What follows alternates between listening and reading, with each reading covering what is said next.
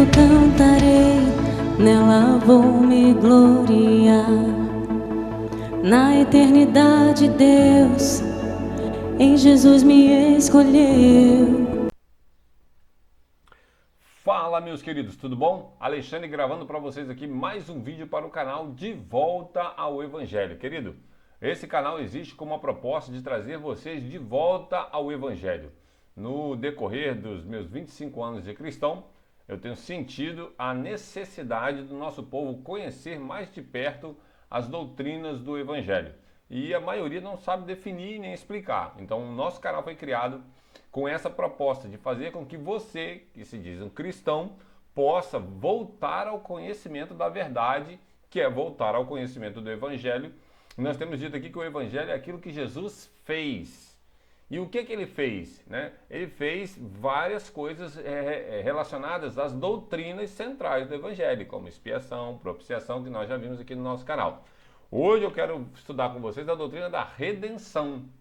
É impressionante como que algumas pessoas conseguem passar por essa palavra lendo a Bíblia e elas acham que compreenderam, mas não compreenderam, porque ensinam a Bíblia totalmente errado, certo? Então nós vamos tentar ajudar essas pessoas a corrigirem esse erro e você que já domina, fortalecer a sua fé através do conhecimento da verdade, ok? Então a doutrina da redenção, né? O que é redenção? Nós vamos ver alguns textos aqui, mas se você digitar aí no Google o que é redenção, ele vai te dar essa definição aí, você vê, você não precisa nem ter dicionário bíblico em casa. Basta que você queira estudar. Você digita lá no Google e já dá isso aí para você. Ó, redenção é o ato ou efeito de redimir ou remir, né? O que significa libertação. Você vê, automaticamente, ao você ler o texto como esse de Efésios aqui, ó, nele temos redenção, você já deveria saber que Jesus é um salvador que te liberta, né? Olha só, hein? Ela pode ser usada também como reabilitação, reparo ou propriamente dito salvação. Você vê, redenção pode significar diretamente salvação, dependendo do contexto, certo? Então é um ato de adquirir de novo, ou seja, aquilo que se havia perdido. Lembra que Jesus falou? Eu vim buscar e salvar o que se havia perdido? Pois é, redenção. É o ato de resgatar, né, alguém que está aprisionado, de tirar do poder alheio, tá vendo? Você estava preso ao pecado, preso a Satanás, e Jesus compra você das mãos de Deus, porque você é escravo do pecado, é escravo de Satanás, mas quem tem que receber o pagamento é Deus, porque é ele que é o ofendido, certo? Você é tirado desse poder de lá e trazido para o reino do seu amor, como a Bíblia diz. Então, você estava num poder alheio e Jesus vai lá e te resgata pagando o preço a Deus, que tem poder para te tirar de lá. E como a definição aparece aí no Google, né, do poder alheio ou do cativeiro, que era onde nós estávamos, né, amarrados. É livrar-se de um passo arriscado, né, alguém que está na iminência de morte, né? Ela pode ser usada nesses termos também. E é livrar-se das penas do inferno também, ela é usada, dependendo do contexto em que a palavra aparece, ela pode ser usada dessa forma. Então você vê que, dependendo do contexto, a palavra pode ser usada de várias formas, mas normalmente apontando na mesma direção, certo? Então o texto de Efésios 1:7 diz assim, ó, nele, ou seja, em Cristo, certo? Temos a redenção, o perdão dos nossos pecados, pelo seu sangue, segundo as riquezas da sua graça. Quer dizer, a razão, né, pelo qual o Pai faz, né, da onde se origina a redenção, é nas riquezas da graça de Deus. Ele quis fazer, e por causa da riqueza da graça, a gente tem a redenção, o perdão pelo sangue de Cristo, certo? Outro texto, né, que você vai ver é Jó. Mas veja, há uma definição mais simples na área da teologia que eu trouxe pra gente. O que é redenção? É a compra de um escravo para tornar ele livre. Essa é a palavra que Paulo normalmente usa, certo? Para redenção em seus textos. Mas lá em Jó 19:25, Jó vai dizer o seguinte: eu sei que o meu Redentor, você está vendo? Jó já tinha uma compreensão sobre redenção. Qual o nível de compreensão que Jó tinha? Nós não sabemos, mas ele sabia que ele não dependia de si mesmo para poder resolver o seu problema. Ele precisava de um Redentor, porque ele era incapaz de resolver o seu problema dos seus pecados, certo? É engraçado que as pessoas falam muito sobre o Cristo Redentor. Aí você pergunta para ela assim, por que ele é o Cristo Redentor? A pessoa não sabe o que significa redenção, né? Então é importante você saber a definição das palavras. O Salmo 130, verso 7 diz assim, Israel Deposita toda a tua esperança no Senhor, pois no eterno há misericórdia sem fim e com ele vem plena redenção, ou seja, plena libertação do nosso cativeiro, certo? Era um texto lá do Salmo 130, verso 7. Romanos 3, 24, Paulo diz assim, ó, sendo justificado gratuitamente por sua graça, tá vendo? É justificado gratuitamente por sua graça, mediante a redenção que há em Cristo. Quer dizer, o que mediou a você ser justificado de graça? A redenção, a obra da redenção, ou seja, a compra de um escravo que estava no mercado, certo? Você estava lá no mercado e Cristo te comprou pagando ao Pai o preço que era exigido por essa libertação. Você vê, apesar de nós estarmos presos a Satanás, né, como seu escravo, e preso ao escravo do pecado, certo? A Bíblia vai dizer que nós temos por pai o diabo, né? E nós temos prazer em fazer aquelas coisas e tudo mais, porque ninguém peca sem querer, né? A pessoa tem um desejo de querer pecar, por isso que ela peca. Então, o preço não foi pago a Satanás e não foi pago ao pecado. O preço é pago a Deus, que exige um preço para poder libertar aquela pessoa de lá, porque só Ele tem o poder para tirar de lá, né? Então, você vê que a doutrina, ela é perfeita em que Deus age o tempo inteiro. Não depende do ser humano, depende de Deus. Se Ele quiser comprar a pessoa, Ele vai lá e compra através do sangue de Cristo, certo? Através da redenção. Então, em 1 Coríntios 1,30, Paulo vai dizer o seguinte: portanto, vós sois dele, ou seja, de Cristo, né? Em Cristo Jesus, o qual se tornou para nós sabedoria da parte de Deus, justiça, santificação e redenção. Você vê, há 3 palavras aqui que são doutrinas centrais: justiça, questão de justificação, santificação e redenção. As pessoas às vezes não sabem o que as palavras significam. Elas leem um texto como esse, que é um texto comum, 1 Coríntios 1,30, a maioria dos cristãos já leram, mas não param para perguntar o seguinte: o que é redenção? O que Paulo está querendo dizer? Portanto, vós sois dele em Cristo Jesus. Nós somos de Deus em Cristo, o qual se tornou para nós sabedoria da parte de Deus, justiça, santificação e redenção. Então, a redenção, quando Paulo está usando esse termo, ele está dizendo que nós fomos comprados, certo? Com o sangue de Cristo, para nos libertar das garras de Satanás e do poder do pecado, certo? Agora nós podemos lutar contra o pecado. Então, nós podemos ver que essa palavra aparece muitas vezes na Bíblia. E essa é uma doutrina que precisa ser ensinada até que cheguemos ao pleno conhecimento de Cristo. Por que as pessoas não gostam de ensinar essa doutrina? É muito simples. É porque quando você ensina que Jesus faz redenção por alguém, ele comprou aquela pessoa e ela foi salva. Ah, mas é a pessoa que se perdeu. Ele não morreu por ela. E isso irrita as pessoas.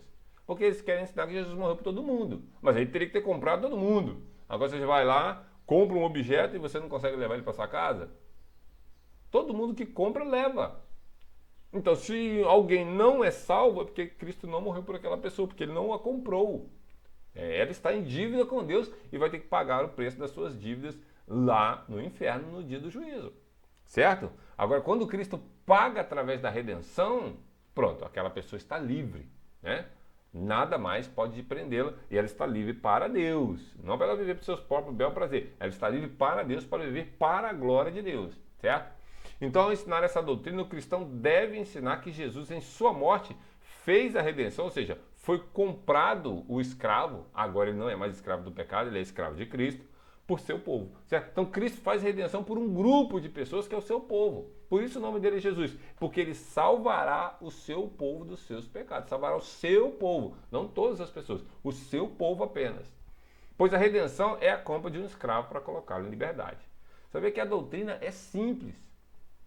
Qual é a dificuldade? É o coração pecaminoso do ser humano.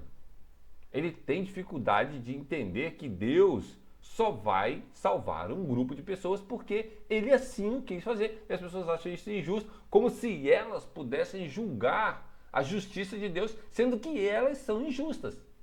É como se você quisesse convidar um estuprador para falar sobre relacionamento sexual. Você faria um troço desse? É lógico que não. É a mesma coisa quando nós queremos julgar Deus. Pode o injusto querer julgar o justo? Não, não pode. O que você tem é que dominar o conhecimento dessas doutrinas e se deliciar em Deus, porque Ele sabe o que Ele está fazendo. Ele é muito mais sábio do que eu e você juntos, ou que toda a humanidade juntos.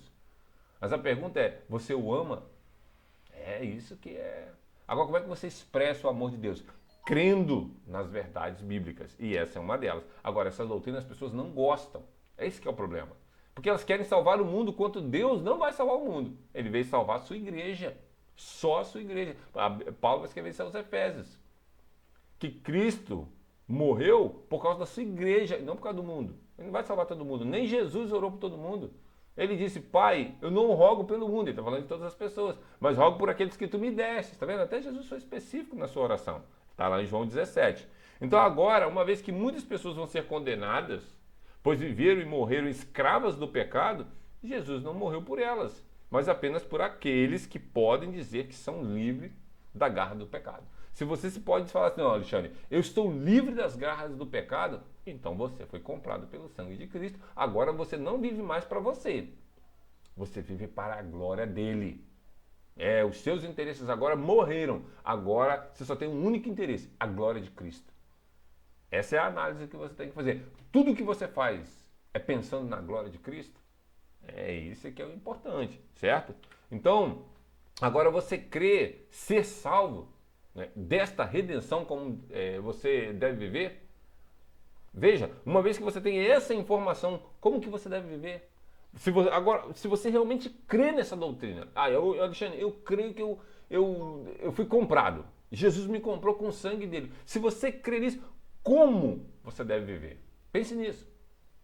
Como que você deve pregar? Como que você deve trabalhar, estudar? Como que você vai ao shopping? Entende? Você tem que vibrar em Cristo, mostrando a alegria da sua salvação. Certo? Porque o que acontece na nossa geração é que os cristãos não são vibrantes. Não há aquela intensidade de prazer em Deus. Muitos estão até desanimados. Como você pode ficar desanimado com qualquer dificuldade à sua volta, sendo que você foi comprado pelo sangue de Cristo? Não tem como você viver assim. Só vive assim uma pessoa que não entendeu esse troço. Certo? Então Cristo morreu para libertar os seus escolhidos. E se você é uma dessas pessoas, o que pode te abater, querido? Como você vai viver de cabeça baixa? Como você... essa vida é maravilhosa porque nós podemos contemplar a glória de Deus na face de Cristo. É isso. Externe todo o seu prazer em Cristo e as pessoas verão em você uma pessoa diferente. O que pode tirar a sua alegria? Pense nisso. Eu perdi minha alegria. Como alguém pode perder a alegria se a sua alegria está em Cristo, uma vez que ele foi comprado com sangue? Jesus nos comprou com o seu sangue. Você é livre para amar a Cristo com todo o seu coração. Lembre-se, milhões e milhões de pessoas não vão viver assim. Por quê? Porque elas não foram compradas. Mas se você foi, viva uma vida exultante para a glória de Deus. Você se sente uma pessoa bem-aventurada. Eu gosto dessa expressão quando a Bíblia diz assim, bem-aventurado o varão, ou então Jesus pregando no Sermão do Monte, ele diz, bem-aventurado sois vós, bem-aventurado os mansos de coração, bem-aventurados os que choram. Quando ele está usando essa expressão bem-aventurado, para você ter uma ideia, é porque tudo que a gente usa como peso de medida nesse planeta é pequeno. Mas pensa assim, bem-aventurado, pensa numa pessoa assim, ele não tem problemas financeiros, ele não tem problema de saúde, ele não tem problemas conjugais, ele não tem problemas com os seus filhos, ele não tem problema no seu trabalho, não tem problema na sua escola, não tem problema na sua comunidade e ele ganhou a mega sena do final do ano acumulada. Pensou nesse cara? Pois é, um bem-aventurado é mais do que isso. Mas muito mais do que isso. Porque não dá para se comparar o bem-aventurado que a Bíblia chama com as coisas desse planeta. Só dá para mensurar se você vê a glória de Deus na face de Cristo, como Paulo diz aos Coríntios. Aí você fica vislumbrado. Por isso que você não fica aborrecido com nada. Ainda que os problemas venham, mas você consegue superar com facilidade. Por quê? Por causa de Cristo. Por causa da redenção em Cristo. Porque você foi comprado e agora você pertence a Ele. E Ele transportou você do reino das trevas para o reino do seu amor. Então viva para a glória de Deus, como se Cristo voltasse hoje. E você só tem alguns minutos antes da sua volta. É isso. Pense que Jesus está voltando o tempo inteiro e você viverá regozijante para a glória dele e nada te frustrará. Explode em adoração em todo o tempo. Quem sabe ele volta e pega você exultante em adoração. Porque você é livre para fazer isso enquanto outras pessoas não são. Você consegue entender como que um cristão regenerado é abençoado? ele é livre. Nada o atrapalha a viver para a glória de Deus. Então, queridos, para concluir, para esse vídeo não ficar grande, para aqueles que ensinam que a pessoa perde sua salvação, vamos ler Hebreus 9:12, certo? Porque por intermédio de sangue de bodes e novilhos, as pessoas não podiam ser salvas, né? Porém, mediante o seu próprio sangue, é isso que o autor de Hebreus está dizendo, né? Que não por intermédio de sangue de bodes e novilhos. Sangue de bodes e novilhos nunca libertou ninguém do seu pecado, nunca pagou preço nenhum. Porém, mediante o seu sangue, ou seja, o sangue de Cristo, ele entra no santo dos santos de uma vez por todas, conquistando a eterna. Tá vendo? A redenção é algo eterno. Quando Cristo faz redenção, ninguém consegue desfazer essa redenção, porque ela é uma redenção eterna. É para sempre. Entende por que um cristão verdadeiro nunca perde sua salvação? É porque não depende dele, depende da obra de Cristo, que é uma obra eterna, para sempre. É isso. Tem o Deus eterno? Pois é, a redenção é eterna também. Uma vez feita, não pode ser desfeita. Que esse estudo, querido, possa inflamar o seu coração, que ele possa aquecer você como uma fornalha pronta para explodir para a glória de Deus, em santidade, em consistência de vida através das Escrituras, para que Deus seja glorificado em todo o tempo na sua vida e na minha vida. Viva exultante, lembre-se desses textos, glorifique a Deus em tudo que você fizer. E quando a adversidade vier, é Deus forjando você para ser mais parecido com Cristo. Aproveite o problema que Ele vai mandar e transforme isso em algo bom na sua vida, porque você está crescendo para a glória de Deus. Esse é o estudo de hoje, espero que você tenha gostado. Qualquer coisa, pode deixar aí nos comentários suas perguntas, participe aí comigo para eu poder te ajudar a crescer tanto na graça quanto no conhecimento do nosso Senhor e Salvador Jesus Cristo. Beleza? Um abraço e até a próxima.